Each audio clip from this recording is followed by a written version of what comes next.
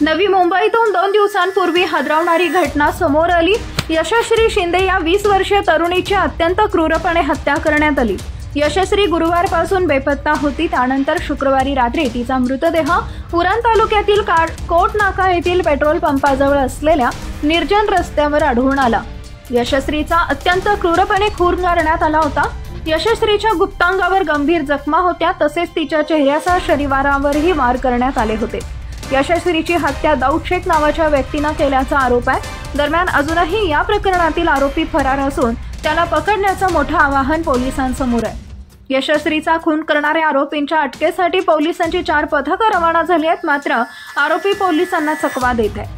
तो सतत आपलं लोकेशन बदलत असल्याची माहिती नावाशेवा बंदर विभागाचे सहाय्यक पोलीस आयुक्त डॉक्टर विशाल नेहुल यांनी दिली आहे। दरम्यान दुसरीकडे यशश्री शिंदेच्या हत्येमुळे वातावरण चांगलंच तापलंय। यशश्री शिंदेची निर्गुण हत्या करणाऱ्या आरोपीला तात्काळ फासावर लटकवा अशी घोषणाबाजी करत हजारो नागरिकांनी रविवारी उरण पोलीस ठाण्यावर आक्रोश मोर्चा काढला। या मोर्चात महिला मोठ्या संख्येने सहभागी झाल्या होत्या।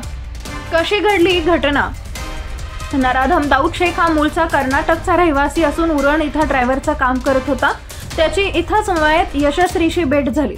पोलिसांच्या माहितीनुसार याच मुलीच्या संदर्भात त्याच्यावर पोक्सो अंतर्गत गुन्हा दाखल झाला होता आणि त्यातच त्याला तुरुंगवासही झाला। काही महिन्यांपूर्वी तो बाहेर आला होता आणि त्यानंतर पुन्हा एकदा मुलीच्या संपर्कात येऊन परवाची ही घटना घडली। पोलिसांनी आरोपीच्या जवळच्या सहकाऱ्यांना व परिवारातील लोकांना ताब्यात घेतले असून 4 टीम बंगळुरूला रवाना केल्या आहेत।